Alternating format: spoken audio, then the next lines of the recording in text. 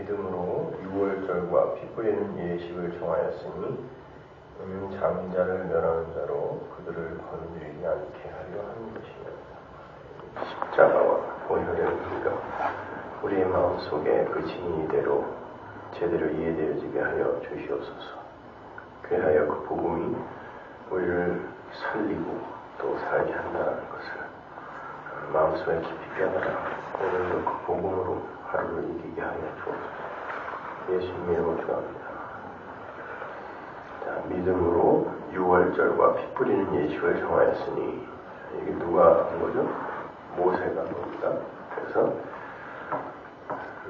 이스라엘은 우리가 모세의 제자다라고 예수님 앞에서 자기들이 이렇게 당당하게 이야기할 정도로 모세를 굉장히 이제 큰 인물로 떠받들죠. 왜냐하면 이스라엘 자체가 율법의 사람들이기 때문에 그 율법의 대표라 할 수 있는 율법을 직접 받은 사람이니까 모세를 그렇게 이제 큰 인물로 떠받들 수밖에 없어요. 그리고 모세의 제자 또 율법의 자기들이 그 후예라는 것을 자랑스럽게 생각했죠. 선민입니다. 그들은. 그래서 스스로 평가하기를. 근데 왜 그 유월절의 그 규례, 이게 유월절 규례가 이스라엘에게 주어진 첫 번째 규례입니다. 왜 그 첫 번째 규례로 하나님께서 그 유월절 예식을 주셨으며 왜 이게 믿음으로밖에 안 되는 것일까? 생각해 보세요. 믿음으로 여태까지 우리가 히브리서 11장을 봤을 때 믿음으로가 들어가면 그 뒤에 것은 전부 인간들이 스스로의 힘으로 할 수 없는 것이었어요. 그죠? 그래서 믿음으로가 들어가는 거죠. 그래서 믿음이 그들을 그렇게 시키더라. 그러면 6월절과 피 뿌리는 예식을 정한 게 믿음이 가입하지 않으면 인간들이 도저히 할 수 없는 것이다라는 뜻인데 그게 도대체 어떤 의미가 있는 건가? 6월절과 피 뿌리는 예식. 하나님께서 이스라엘을 애굽으로 보내시고 그 애굽에서 이제 모세를 시켜서 이제 건져내는데 애굽 왕 바로가 이스라엘을 놓지 않죠. 심지어 이제 9가지 재앙 뒤에는 모세한테 협박하기를 너 한 번만 더 나타나면 죽인다라고 협박까지 했습니다. 근데 모세가 이제 하나님 앞에서 두려웠겠죠. 모세도요. 근데 하나님께서 어린 양을 하나 잡으래요. 근데 그 어린 양이 어떤 양이냐면 점도 없고 흠도 없는 양이어야 돼요. 그리고 그 양 무리에서 꺼내야 돼요. 그러니까 양 무리의 대표여야지 어디서 사오면 안 돼요. 양 무리의 대표이며 점도 없고 흠도 없는 그 양을 하나 잡아서 그러니까 양 무리로부터 분리를 시키는 거죠. 분리를 시켜서 죽입니다. 그리고 태우죠. 이거는 하나님의 진노를 이제 아주 적절하게 표현한 거예요. 죽여서 태워요. 그리고 하나도 남김없이 다 먹으라고 해요. 그거는 이제 예수 그리스도, 오직 예수 그리스도만으로만 구원이, 이제 생명의 양식이 주어지게 된다라는 것을 이제 상징하는 거예요. 그래서 다 먹어라. 하나도 빠짐없이 다 먹어라. 먹는 거죠. 그렇게 이제 하나도 빠짐없이 어린 양을 먹게 되면 이제 그들이 이제 그 양을 잡을 때 했던 그 피 있죠. 그걸 갖다가 이제 바르는 거예요. 그 임방과 물설주에 이제 그 문지방에는 이제 양을 문지방에서 잡았으니까 이제 사방에 어린 양의 피가 발리는 거죠. 그러니까 어린 양의 피가 발리면 죽음과 관계되는 그 어떤 것도 그 안으로 통과하지 못하게 됩니다. 그러니까 이거를 그들의 행위와 아무 상관이 없이 오직 어린 양의 피로만 우리에게 구원이 이루어진다라는 걸 믿음이 가입하지 않았을 땐 그 누구도 이해할 수가 없다라는 뜻이 바로 이거예요. 그러니까 믿음이 가입하여 성도에게 이루어내는 게 뭐냐면 너희들은 6월절 어린 양의 피로 살았다. 다른 그 어떤 것도 거기에 이렇게 보태지거나 가입이 될 수 없다라는 거죠. 그래서 우리는 신앙을 자꾸 어떤 열심의 문제로 이렇게 구별을 하죠. 근데 신앙은 열심의 문제가 아니라 열심히 하는 게 나쁘다는 게 아니라 올바른 열심이어야 되는 거죠. 그러니까 열심의 문제가 아니라 옳음의 문제인 거예요. 그러니까 우리가 예수를 믿는 믿음 안에서 이제 자기가 이렇게 조금씩 부인이 되어지고 내가 진짜 어떤 존재인지 죄인 중에 괴수라는 그 자각이 조금씩 선명해지면서 여러분 사실 우리의 상황과 환경 같은 게 뭐 그닥 그렇게 굉장히 뭐 아프고 부끄럽고 불쾌하고 슬픈 것이 그렇게 여겨지지 않는 경험들을 하죠. 그죠? 왜냐면 내가 뭔가 행복해야만 하는 어떤 가치가 있고 그런 것이 나에게 당연한 거라고 여겨질 때 그러니까 우리는 우리 구원, 우리의 천국, 우리의 행복, 우리의 쾌락, 우리의 기쁨 이런 것만 쫓아서 하는 거죠. 그죠? 나는 그렇게 살아도 당연히 자격이 있는 자라고 생각하니까. 근데 말씀에 의해서 내가 얼마나 죄인인지를 점차 깨달아가면서 내가 이런 대우를 받는 게 사실은 이것도 감지덕지다라는 생각을 하게 돼요. 조금씩. 그러니까 처음에 굉장히 불쾌하고 기분 나쁘고 그런 상황과 환경이 나에게 주어졌을 때에도 조금 이렇게 말씀 안으로 깊이 들어가서 나의 처음 자리를 확인하면 이게 원래 당연한 건데 그리고 이나마 살게 해주시는 게 이게 은혜인데 라는 그런 자각이 생긴다고요. 분명히 그런 변화가 있고 그리고 거기에서 우리는 그러니까 우리는 지금보다 더 성실하고 좀 더 깨끗하고 그런 삶을 하나님 앞에서 살아야 되겠다라는 열심이 생겨요. 당연히 생겨요. 근데 그런 올바른 열심이 아닌 그냥 엉터리 열심, 로마서 10장 1, 2절에서 사도 바울이 이야기한 것처럼 자기가 열심은 부렸는데 하나님의 의를 모르고 인간의 의를 좇아 오히려 하나님의 의를 부정하고 십자가를 모독하는 열심, 그런 열심이 있다는 거예요. 그러니까 우리는 이제 그걸 경계하자는 거죠. 그죠? 여러분 한번 생각해 보세요. 우리가 우리의 됨됨이나 자격 같은 것들을 잡고 그걸 갖고 구원의 확신 같은 것들을 이렇게 이제 생각을 하니까 의외로 많은 분들이 우리 교회 설교를 듣고 있다고 하면서도 목사님 내가 하나님에 의해 선택받았다는 거, 그 약속 안에 들어가 있다는 걸 어떻게 확인할 수 있어요? 이렇게 자꾸 뭔가 불안하니까 그런 질문들을 많이 해요. 이메일도 많이 오고 한국에 가서 집회하는데 끝나고 많은 분들이 그 똑같은 질문을 하더라고요. 그럼 도대체 내가 창세전에 구원을 받았다는 걸 어떻게 확인할 수 있냐는 거예요. 그러니까 자기들의 이게 됨됨이를 이렇게 본인들은 아니까 아무리 봐도 아닌 것 같거든요. 그러니까 근데 저 목사는 뭐 창세전에 무슨 뭐 예정이 됐다고 그러고 뭐 완료가 됐다고 그러고 묵시 속에서 하나님의 교회는 완성이 됐다고 그러고 그러니까 어떻게 알 수 있는 거야? 이렇게 되는 거예요. 그러면 예수님 당시에 바리새인들이 구원의 확신이 있었을까 없었을까? 100% 있었습니다. 응? 바리새인들, 예수님 당시에 바리새인들 구원의 확신 100% 있었어요. 그들은 자기들은 선민이고 이미 구원은 따놓은 당상이라는 구원의 확신이 100% 있었다니까요. 아니 120% 있었어요. 근데 다 지옥 갔습니다. 여러분 구원의 확신으로 천국 가는 거 아니에요. 예수님 십자가 은혜로 가는 거니까요. 그럼 내가 하나님의 은혜, 약속 안에 들어있는 존재인지 아닌지 그건 어떻게 확인할 수 있는가? 하나밖에 없어요. 예수님이 그 약속으로 묶어서, 약속이라는 단어 자체가 묶다라는 뜻이거든요. 묶어서 네가 원하지 않는 방향으로 베세메스로 가는 암소 둘처럼 그 암소 위에 멍에는 하나로 걸린다 그랬죠?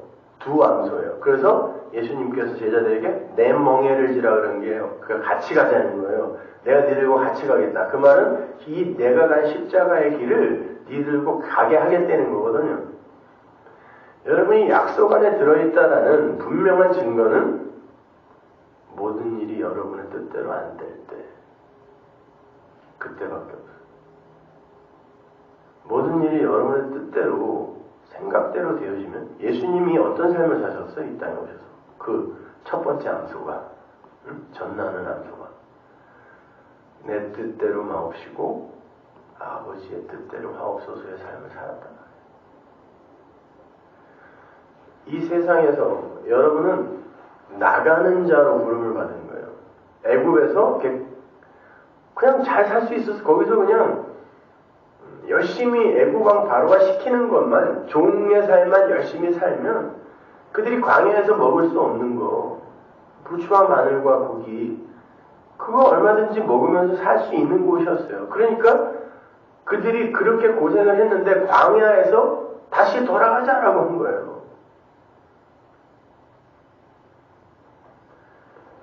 그곳에서 하나님이 모세를 보내요. 그냥 자기들이 왜 거기서 태어났는지, 어떻게 이리로 우리가 들어오게 됐는지도 모르는데 그냥 나보니까 애굽이에요. 근데 하나님이 굳이 또 거기서 끌어내서 광야로 옮겨버리는 거예요. 애굽의 삼각주에서 천수당 농사를 져야 하늘만 바라보아야 하는 가나안으로 옮겨버리는 거예요. 어딜 거쳐서? 광야를 거쳐서. 근데 광야에는 집도 지을 수 없고, 왜냐면 거기서 살 일이 없으니까요. 농사를 져요? 어떻게 져요? 광야에서 아무것도 없는데. 거기다가 농사도 못 져요. 수시로 옮겨야 되니까. 자기 것이 아무것도 없는 곳이에요. 그리고 뭔가 얻을 곳이 있으면 전부 이 야곱의 후예들이, 이스라엘의 후예니까 에서의 후예들이 다 갖고 있네. 그리고 하나님은 또 거기다가 그 에서의 후예들에게서 사서 써라. 니들한테 그 땅 주지 않았으니까 그 땅으로 질러가지도 말고 필요한 거 있으면 그들에게 사서 써라. 자, 이리로 끄집어내는 삶이 여러분의 인생이라고 해요. 성도의 인생. 그러니까 성도는 그런 거예요. 여러분, 예수 안에만 생명이 있다 그랬어요. 그런데 그 예수 안에 들어있는 자만 산 자예요. 그러면 그러면 이 세상의 도덕과 윤리는 누가 만들었어요? 착한 삶이라는 것은 누가 규정한 거예요? 하나님이 만들었나요? 인간들 자신의 보편적 자존심을 지키기 위해 스스로 규정해 놓은 게 도덕과 윤리며 사회법이에요. 예? 그러면 그런 것들은 죽은 자들이 만들어 놓은 거죠. 죽은 자들이 만들어 놓은 그 어떤 것을 갖고 이 사람은 성숙한 자, 변화된 자, 착한 자, 아니면 뭐 나쁜 자 이렇게 나누어서 저 사람은 천국에 갈 자격이 있는 자, 상 받을 자격이 있는 자 이렇게 나누는 게 옳아요, 틀려요? 우리는 근데 교회에서도 그렇게 죽은 자들이 합의해 놓은 고작 인간들의 보편적 자존심을 챙기려고 만들어 놓은 그런 것들로 성숙을 이야기하고 변화를 이야기하고 성화를 이야기해요. 여러분, 개혁주의가 뭐예요? 진짜 개혁주의가 뭐예요? 리폼드가 뭐예요? 중세에 온 유럽이 다 기독교화 되었을 때 기독교 역사는 중세 암흑기라 그래요. 아니 왜 온 유럽이 다 기독교화 됐는데 온 세상이 다 기독교화 된 거예요? 그거는요. 근데 왜 암흑기라 그러냐고요? 인간의 행위가 하나님의 그 구원, 진짜 그 구원을 인간의 행위로 아주 그냥 번복을 시켜갖고 인간들이 면죄부를 사도 그게 구원에 영향을 미치고 인간들이 야심을 부리면 그게 또 영향을 미치고 인간들의 어떤 공로, 성인, 성자들의 공로가 남들에게 또 나누어지기도 하고, 이런 게 로맨 캐톨릭이었어요. 기독교였어요, 이게. 그러니까 이거 아니다. 이거 아니니까 우리 원래의 폼으로 돌아가자. 리폼드, 그 개혁이에요. 어디로? 솔라 스크립트라, 솔라 피데, 솔라 그라시아. 오직 은혜, 오직 믿음, 오직 말씀으로 돌아가자가 개혁주의잖아요. 근데 오늘날 개혁주의는 어떠냐고요? 또다시 하나님의 구원에 그 십자가 은혜에다가 인간들의 행위, 성화해야 돼, 뭐 해야 돼, 이렇게 또 붙여놓은 거죠. 그래서 그걸로 사람들이 자기들의 어떤 수준이나 성숙의 정도를 판가름하게 하고, 그걸로 사람들에게 그런 삶을 독려하여, 왜냐면 그래야 교회가 돌아가요. 열심을 부리고 그렇게 희생을 하고 헌신을 해야 교회의 헌금도 쌓이고 봉사하는 자도 많아지고 이러니까. 그래서 저는 다시 이야기하는 거예요. 이 왜곡된 이개혁주의 말고 진짜 리폼드로 다시 돌아가자고 이야기하는 거예요. 오직 믿음, 오직 은혜, 오직 말씀으로 다시 돌아가자. 개혁주의 자체를 부정하는 게 아니라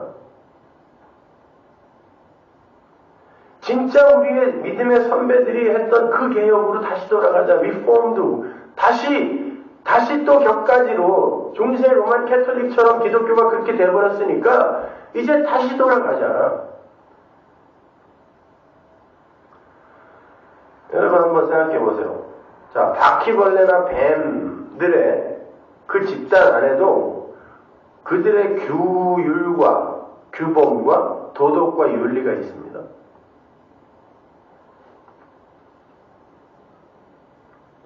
우리가 인간이 바퀴벌레나 뱀을 볼 때 그들이 그들의 사회에서 통용되는 바퀴벌레의 도덕과 바퀴벌레의 윤리로 잘 살면 걔가 이뻐 보입니까?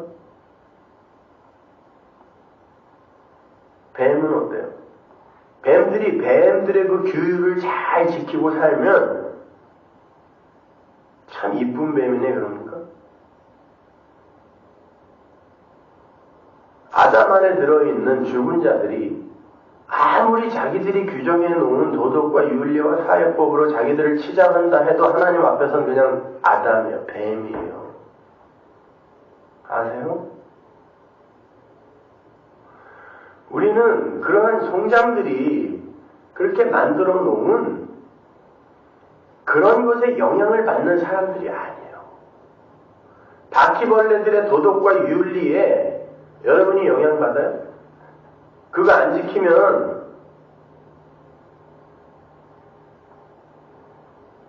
넌 왜 바퀴벌레들의 도덕과 윤리를 안 지켜? 이 누가 이렇게 욕합니까?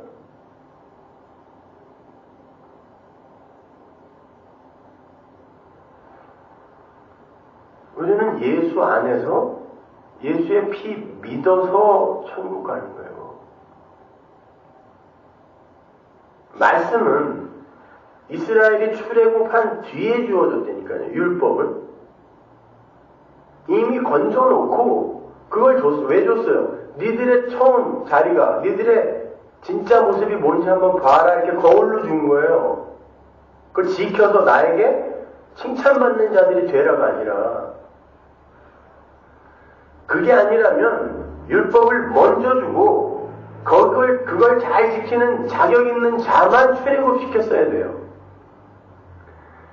자기들의 처음 자리가 뭔지를, 너희들은 왜 예수의 그 십자가, 은혜, 그 피로 구원할 수밖에 없는지를 니들의 처음 자리를 보라고 거울을 줬더니 그걸 보고 깜짝 놀라면서 하나님 어떻게 이런 자리를 구원하셨어요가 아니라 그 거울을 보면서 화장을 하는 게 오늘날 기독교입니다.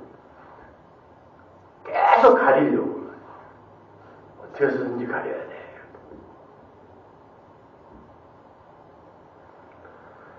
아닙니다. 여러분은 하나님의 말씀을 지켜서 구원받는 게 아니에요.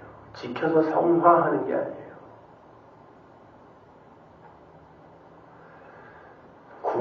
말하는 건 연합이란 말이에요. 하나님과 도저히 불가능한 티끌들과의 연합. 이거는 안 되는 거예요, 이거는요. 어떻게 창조주인 하나님과 없음인 티끌들이 연합이 되어서 하나님의 삶과 방불한 삶을 살게 되냐고요. 이게 하나님 나라란 말입니다. 이건 안 되는 거란 말이에요, 애시당초에. 근데 이 티끌들이 예수를 닮겠다고 하는 거예요. 하나님이 흉내를 내보겠다고 하는 거예요. 엄밀히 말해 이게 선악과 입의 문 하와인 거예요. 그거 아니라니까요. 우리는 예수를 믿는 거예요. 그러면 왜 성도들에게 경건한 삶이 요구되는가? 사도 바울 보세요. 야, 그까지 재물 먹는 거, 그거 먹어도 돼.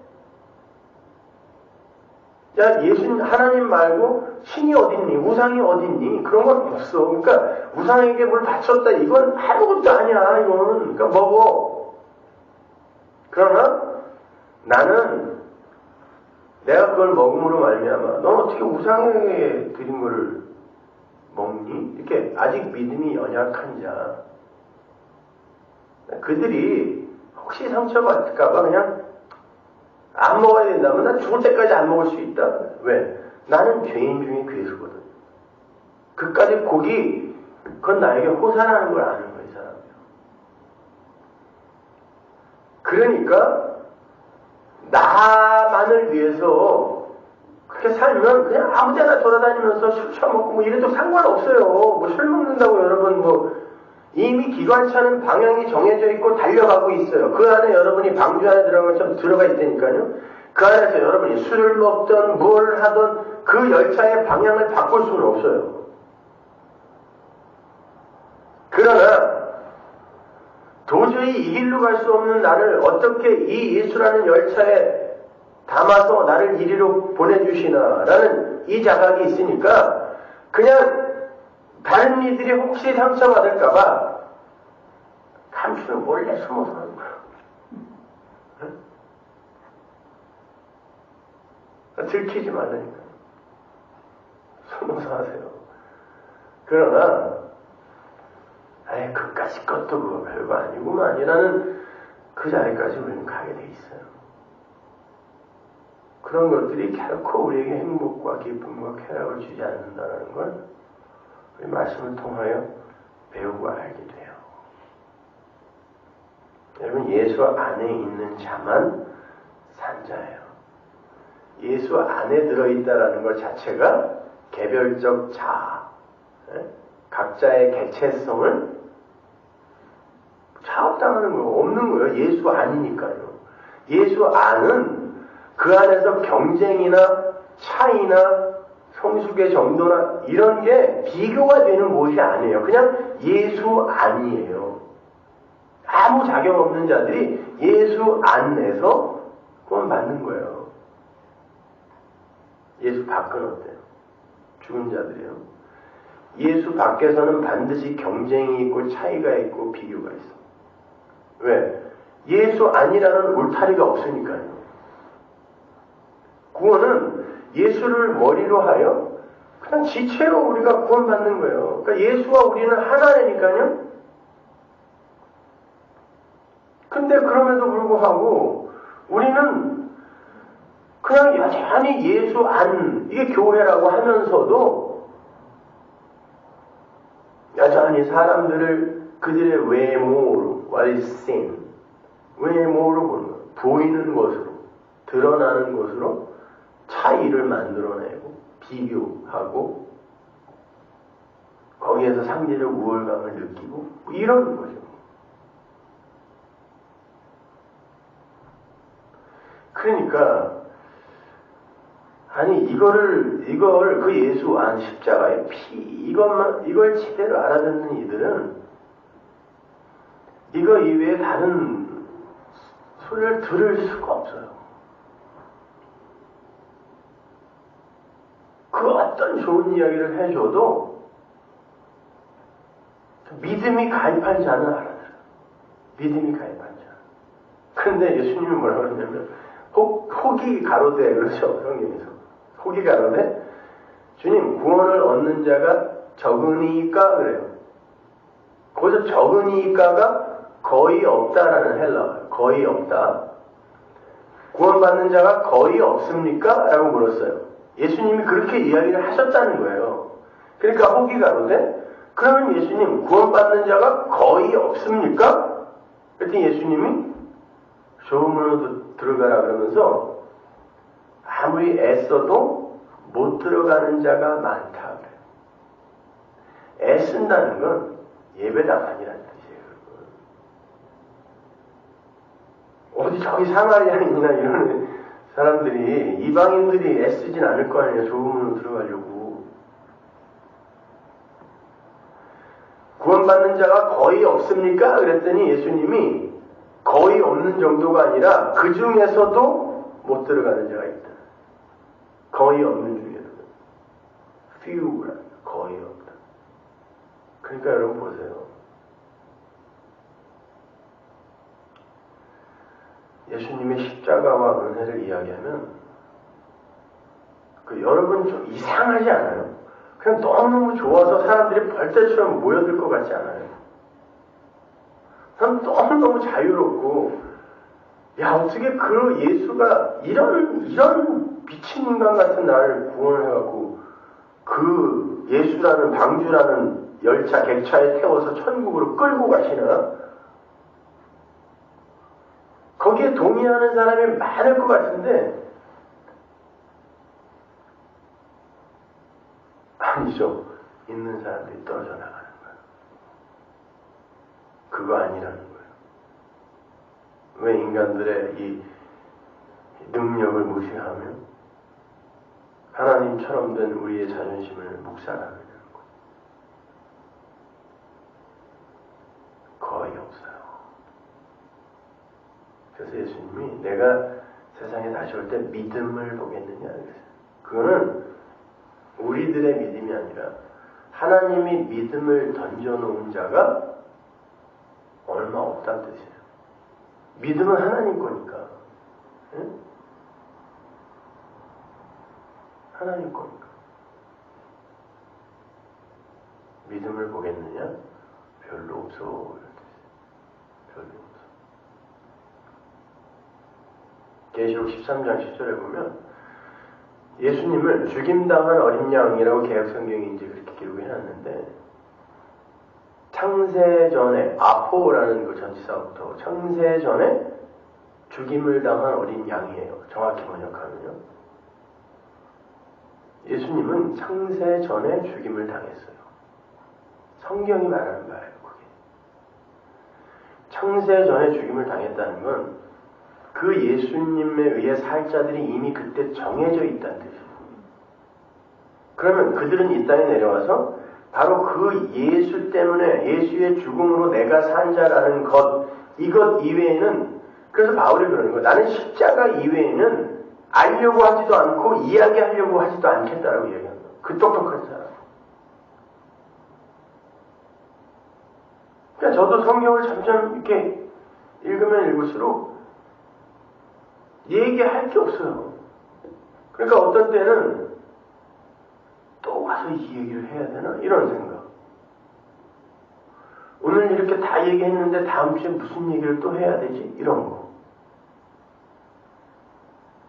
그래도 자꾸 하게 돼요. 이렇게 삽시다. 저렇게 삽시다. 훌륭한 사람이 됩시다. 성숙한 사람이 됩시다.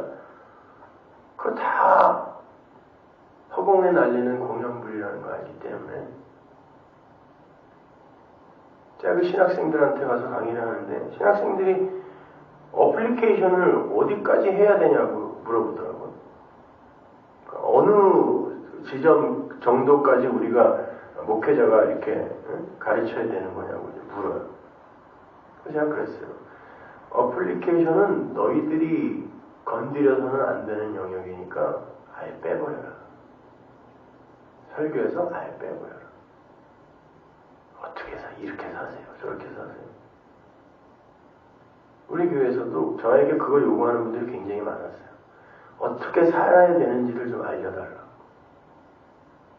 그걸 얘기 안 해주니까 사람들이 지 멋대로 산다고 저한테 막 항의를 하고 그랬는데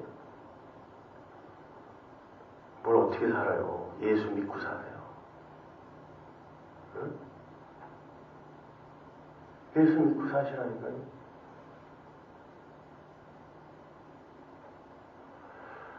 성경에 보면 이 하나님의 말씀이 얼마나 그냥 각 시대마다 그러니까 제가 이렇게 성경을 보다 보니까 이거는 세상과 성도의 이야기가 아니라 교회 안에 예수를 믿는다고 하는 사람들 중에 하나님 백성과 아닌 자들의 이야기예요. 성경이 세상에 관해서는 아무 관심이 없어요. 근데 예수를 올바로 알고 올바로 믿는다고 하는 사람들이 대다수고 그 중에 아주 소수가 진짜인데 그들은 이 대다수에 의해 어떤 취급을 받게 되는가를 설명해 놓은 게 이거더라고요, 보니까. 요즘 제가 이제 그 헬라어나 히브리어 원어로 이제 좀 더 공부를 힘을 기울이는 편이에요. 왜냐면은 오히려 설교가 더 많이 어려워질까봐 그동안 많이 자제를 했던 편이었는데 그건 아닌 것 같아요. 아무리 봐도 그래서 그 헬라어 히브리어 그 사전도 새로 사고 이제 좋은 걸로 그리고 그와 연관된 이제 사전들을 많이 사서 요즘 이제 그렇게 봐요. 그러니까 하루 종일 봐도 한 2절 정도밖에 못 보겠더라고요. 조금씩 이제 속도가 붙겠죠. 그걸 파싱을 해서 그 연관되는 단어들, 그 당시에 이것들이 어떻게 쓰였나를 이렇게 계속 이제 찾아보기 시작하니까 우리가 성경을 얼마나 이 표피적으로 보고 있는지를 지금의 제 상태도 야 이건 너무 깊이가 없었구나라는 것을 하나님이 깨닫게 해주시더라고요. 사람들도 별로 없으니까 이제 시간도 많아갖고 공부할 시간이 많아요. 그래서 보니까 우리는 성경을 너무 껍데기로만 보는 거예요. 그동안에. 세상에 그 구약과 그러니까 신약은요. 구약을 하나님이 복음으로 주신 거거든요. 구약도 복음이에요, 여러분. 율법이 원래 복음이라고. 복음을 주셨는데 못 알아먹으니까 그러니까 신약의 새 그림으로 이렇게 그려준 것 뿐이지. 그러니까 신약의 언어들을 헬라어를요. 히브리어에서 이렇게 그 구약에 있는 히브리어에서 이렇게 찾아 들어가다 보면 똑같은 이야기를 하고 있어요. 똑같은 이야기를. 구약은 율법이고 신약은 은혜고 이것도 아니에요. 그냥 똑같은 이야기를 하고 있어요. 근데 예수님이 오셔서 다시 한번 자세하고 구체적으로 설명해 주는 게 신약이에요.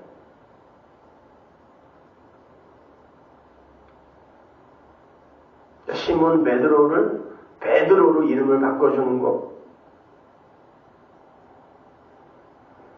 그것도 하나하나가 다 그냥 이렇게 단어 하나하나가 다 메시지를 담고 있어요. 시몬이 광야 사막이거든요. 기근이에요. 말씀에 기근이 없는 거. 그러니까 시몬이라는 존재가 계속해서 예수님의 말씀을 곡해하는 존재로 앞장서는 거죠. 너는 오늘 3번 날 부인할 거야? 아니에요. 난 예수님 위해서 죽을 수도 있어요. 이런 식으로. 근데 하나님이 그를 믿음을 주어 반석, 고린도전서 가보면 생수를 내놓는 하나님의 말씀, 진짜 말씀을 내놓는 반석으로 바꾸는 거예요. 이게 시몬이 베드로로 바뀌는 거예요. 그러니까 그의 인생이 그 과정을 설명할 수밖에 없는 거예요. 마찬가지예요, 여러분. 우리도 성도도 이 세상에서 바로 그 말씀을 그냥 육신으로 설명해내는 삶을 살아요. 그게 말씀이 육신이 되는 거예요. 하나님의 말씀이 여러분 안에 들어가게 되면 여러분의 육신이 말씀을 설명해내요. 마치 에스겔 24장에 보면 에스겔의 아내가 죽어요. 근데 에스겔의 아내가 어떤 아내냐면 에스겔이 가장 기뻐하는 여자라 그래요. 근데 하나님이 왜 에스겔의 아내를 죽이냐면 내가 기뻐해야 하는, 그리고 이스라엘이 기뻐하고 자랑하는 예루살렘과 이 성전이 너무 폐역했기 때문에 이걸 다 멸망시키고 부셔버릴 거다라는 것을 에스겔의 아내를, 에스겔이 가장 사랑하는 아내를 뺏어가는 것으로 미리 예고하시는 거예요. 아니 꼭 그러셔야 되냐고요, 하나님이. 꼭 그런 방법으로 해야 되냐고요. 그래놓고 에스겔에게 뭐라고 하냐면 너 사람들 앞에서 울지도 말고 그걸로 원망도 말아라. 아니 그 사람은 뭐냐고요. 가만히 있었는데 하나님이 찾아오더니 엉뚱하게 그냥 사람들에게 욕이나 먹고 뺨이나 맞고 수염이나 뽑히는 이런 일을 시키더니 마누라 뺏어가 벙어리 만들어, 그리고는 예수의 십자가가 뭔지를 그 삶으로 그냥 설명해내는 거예요.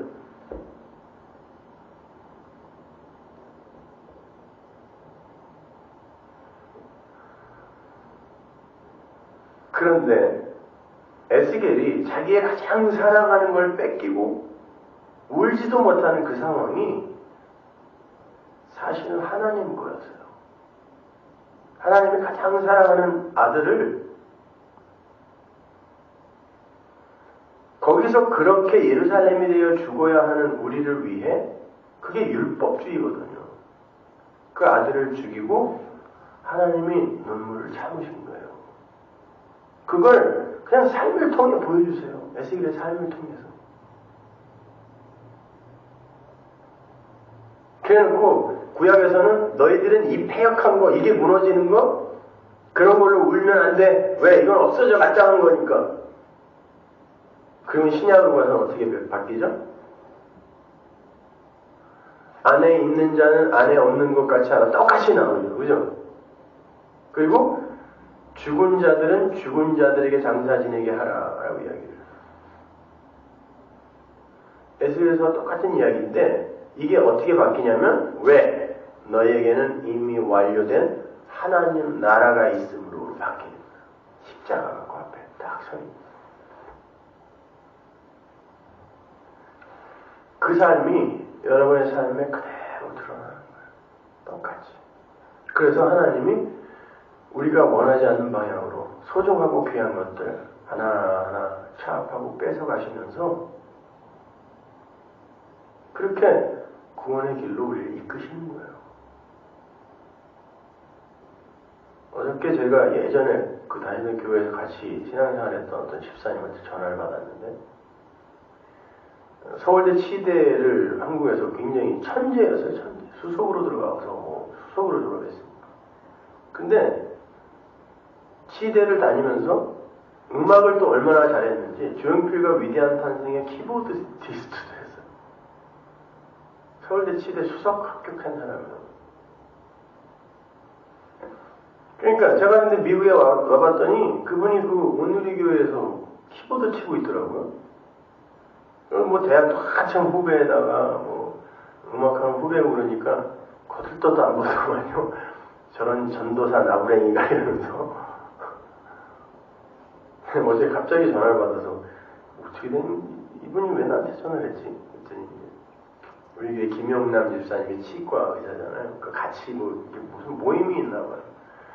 그분이 예전에 이제 CD를 이렇게 하나하나 줬는데 그걸 듣고 이분이 이건 뭐야? 이렇게 된 거예요.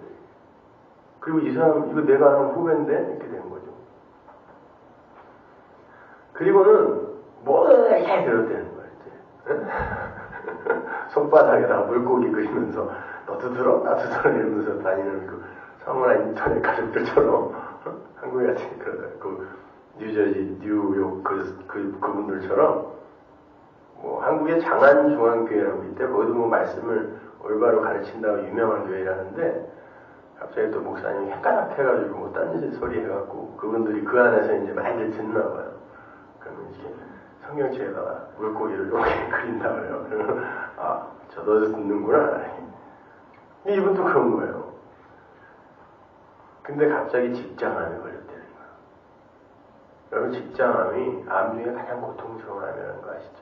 인조 항문을 만들어야 되고 불쾌하고 치욕스러워서 가장 암이 걸린 다음에 우울증에 쉽게 걸리는 암이 직장암. 아파요. 고통스럽다. 직장암이 딱 걸렸어요. 수술을 했대요.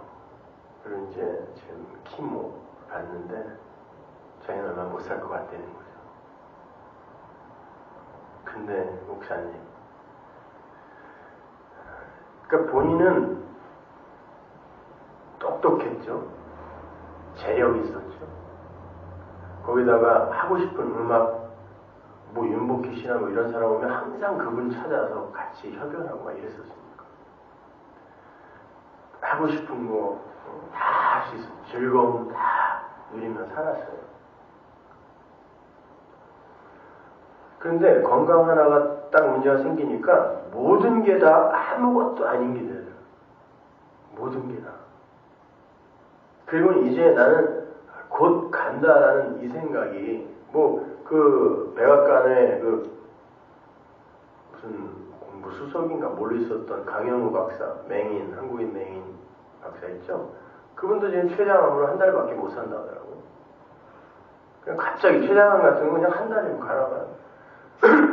그렇게 되니까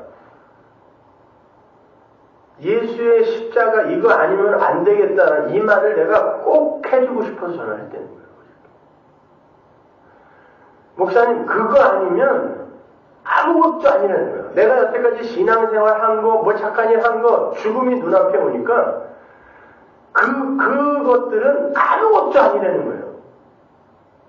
기억에 나지도 않고 내가 이제 어떻게 할 것인가 라고 생각할 거 아니에요. 수술하러 들어갈 때도 생각했고 나오면서도 생각했고 지금 키모를 받으면서 고통스러운 그 과정을 통과하면서 지금 내가 생각하는 건 예수님이 나 구원해주지 않으면 큰일 날 뻔했구나 이거밖에 없다는 거예요. 그래서 내가 몇 개월 전에 그 설교 CD를 전해준 그분한테 감사 인사를 전하고 지금 목사님한테 내가 죽음을 앞두고 꼭 할 수 있는 말 이거 하나 나에게 십자가 예수 전해줘서 감사하다는 이 말 전하고 가고 싶어서 전화했다는 거예요.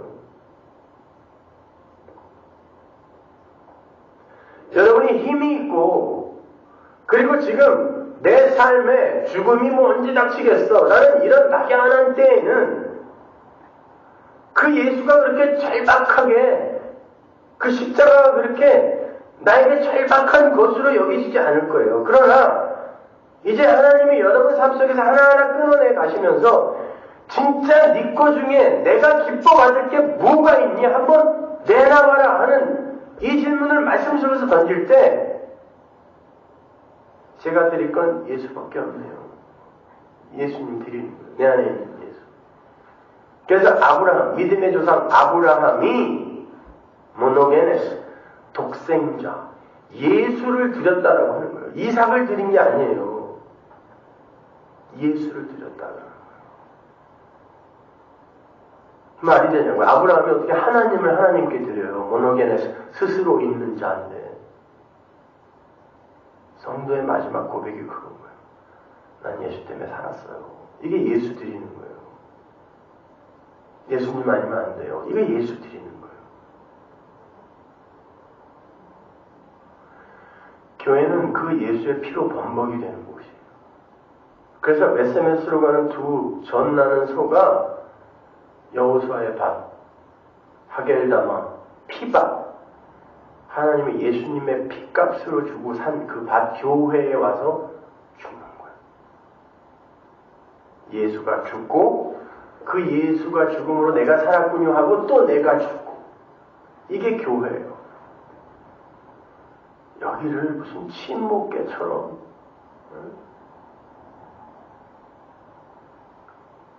그렇게 만들어서 여기서 행복하려고 하지 마시고 여기에서 무슨 따뜻함이나 그런 거 챙기려고 하지 마세요. 하나님 나라는 하나님과 성도가 화목하는 곳이지, 그냥 예수도 모르는 가라지들과 다 같이 화합하여 하나가 되어 이 세상 사람들이 이렇게 원하는 그런 것들을 해내고 그런 곳이 아니에요, 여러분. 예수를 믿으세요. 믿음을 주셔야 믿을 수 있지만 목사가 할 수 있는 말은 그거밖에 없네요. 예수를 믿으세요. 하나님이 믿음을 주신 성도들만 그 말을 알아들 수 있어요. 하나님은 여러분을 징계하고 두들겨 패서 버릇을 고쳐 예수와 비슷한 사람으로 만들어내려고 이 땅에 오신 거 아니에요.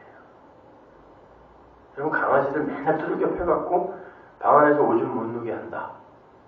야, 그래서 참 훌륭한 강아지네. 그렇다고 그 강아지가 사람 되는 거 아니에요. 그 강아지들 한번 잘 보세요. 방 안에서 오줌 놀라려다 주인 들어오면은 깜짝 놀래갖고 그냥 소스라치듯 놀라며 밖으로 나가는 그 모습이 하나님과 백성의 모습이겠어요? 두들겨 패갖고 이제 그만 맞아야지, 이제 그만할래, 이래갖고 성숙해지는 성도들이 천국 가갖고 하나님 목소리만 들으면 경기 일으키면서 그게 사는 곳이 천국이겠어요?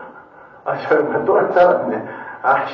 내가 살고 싶은 대로 막 살고 싶은데 그냥 또 나타나갖고 또 옛날에 저기 지구에 있을 때처럼 두들겨 패가지고 또 그런 곳이 천국이겠냐고요.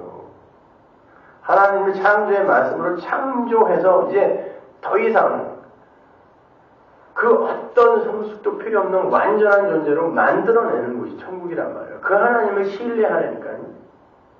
그러기 위해서는 육을 가진 우리가 우리 자신을 위해서 사는 이 인생이 얼마나 더럽고 추악하며 어두운 삶인지를 잘 경험하고 가세요.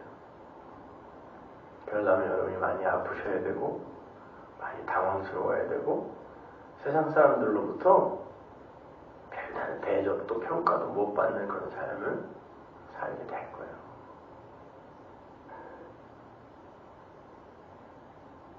하여튼 하나님이 여러분이 그렇게 원치 않아도 끌고 가실 거예요. 걱정하지 마세요.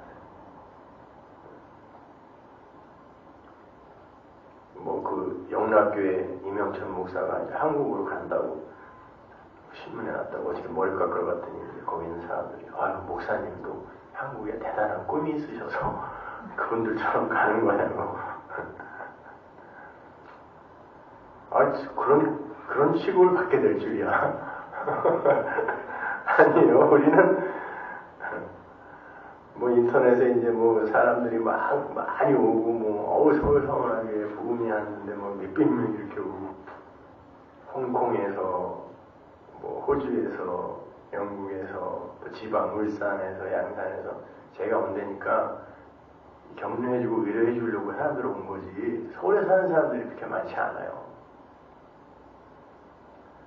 거기다가 예배할 장소가 있어요. 그렇다고 무슨 죄 망한 사람들만 와갖고 월세 보증금이 있어요. 그렇다고 우리 식구들이 가서 살 집이 있어요. 아무것도 없어요. 저는 그분들 몇천 명 되는 몇만 명 되는 그런 교회로 그렇게 영전하여 꿈을 펼치러 가는 것이 아니라 하나님에 의해 SNS로 또 끌려가는 거예요. 이렇게요.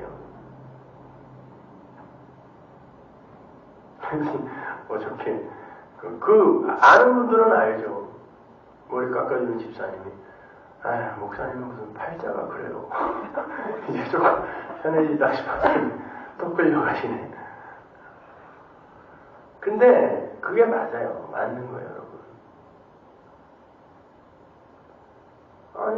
저도 그렇더라고요. 진짜 이제 풀타임 미국에 와서 죽도록 고생하다가 풀타임 사역자 돼갖고 담임 목사 돼서 한 거 이제 7년인데 또다시 이제 맨 땅에 시멘트 바닥에 헤딩하러 또 지금 이제 나이가 50인데요. 거기 가서 50이면 제 친구들은 지금 명예퇴직해갖고 저기 지리산에 가서 농사지면서 노후를 은퇴한 삶을 즐기고 있는데 이제 또 뭘 시작해야 된다는 가족들은 또 얼마나 불안하겠으며 그러나 에스겔만 하겠어요? 예레미야만큼 하겠습니까? 사도 바울만큼 하겠어요? 다 떠나고 너 하나 남았으니까 잠바 좀 갖다 줘라. 여기까지는 아니잖아요. 아직이요. 죽도록 돌아다니면서 텐트 메이커로 복음 전했더니 저 새끼 이단이라고 응?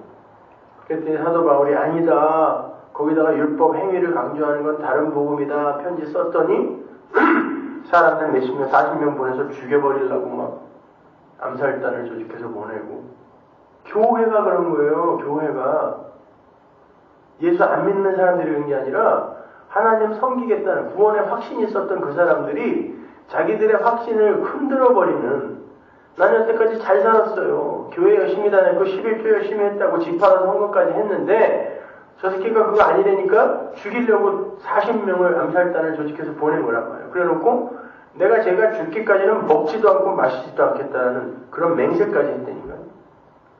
그러니 그렇게 쫓겨다니다가 결국 마지막에 그것도 감옥에서 그때 당시 고대시대의 감옥은 지금처럼 뭐 이렇게 훌륭한 시설이 있는 곳이 아니잖아요. 만조 때는 물이 여기까지 차고 빠지면 진흙이 그 안에서 소변 대소변 다 해결해야 되고 또 물 들어오면 그 몸을 일으키고 안 죽으려고 까치발 들고 서 있어야 돼요. 물 빠지면 또 진흙탕에서 널브러져 자야 되고 하나님이 마지막까지 사도 바울을 그 안에다 쳐놓고 사도 요한 반모섬에 유배 보내고 결국 아무도 없는 고립무원의 지경에서 하나님만 바라보게 하는 그걸 구원이라고 해요. 다른 좋은 이야기를 해주는 것을 원하시면 여러분도 그곳으로 가세요. 저는 아무리 연구하고 생각해보고 고민하고 공부를 해봐도 내가 할 얘기는 그 십자가밖에 할 얘기가 없어요. 왜냐면 내가 살아야 돼요. 아무리 생각해봐도 내가 살 수 있는 길은 예수 믿는 길밖에 없어요. 그거 말고 다른 거 하나님이 나에게 뭐 요만큼이라도 요구하시면 저는 그것 때문에 100% 지옥 가요. 그래서 나는 예수 믿는 길밖에 없어요. 무슨 수모를 당하고 더 이상 어떤 배신을 당하든 나는 관계없어요. 저는 그냥 예수만 믿을 거고 그 예수 믿으라고 전할 거예요. 저도 여러분들이 듣기 좋은 웨스트민스터 신앙법의 하이델베르그 효리문단 뭐 이딴 거 갖고 여러분의 이 지적 호기심을 충족시켜주는 그 성경 공부 해드릴 수 있어요. 왜냐면 그게 제 전공이니까. 우리 청년 아이들 그 보림이나 여기 다 그걸로 처음에 시작했거든요. 그건 말짱꽝이에요. 그런 거 말고 하나님의 말씀으로 돌아가요. 그리고 그 안에 되는 예수만 발견해내시고 그 예수만 붙드시면 돼요. 기도하겠습니다. 하나님을 감사합니다. 우리 하나님, 저희들에게 하나님이 가장 이뻐하시고 사랑하시는 예수를 주셨습니다. 그것도 먹이로 짐승의 구유에 던지셨습니다. 그 예수가 냄새나는 우리의 마음에 오셔서 그 냄새나는 마음을 깨끗이 정화하라고 요구하신 것이 아니라 이 냄새나는 너희들의 마음, 이 생각, 이 죄 때문에 내가 너희들에게 먹이러 왔다라고 말씀하신 것이 복음입니다. 근데 하나님, 우리는 그 예수의 십자가를 모독하는 신앙생활이라고 착각하며 살고 있지 않습니까? 하나님, 하나님의 백성들의 눈과 귀를 더욱더 활짝 열어주셔서 그 예수의 은혜만이 찬송되고 하나님의 영광만이 찬송되어지는 그러한 하나님의 교회 성원하게 되게 하여 주옵소서. 예수님 이름으로 기도합니다.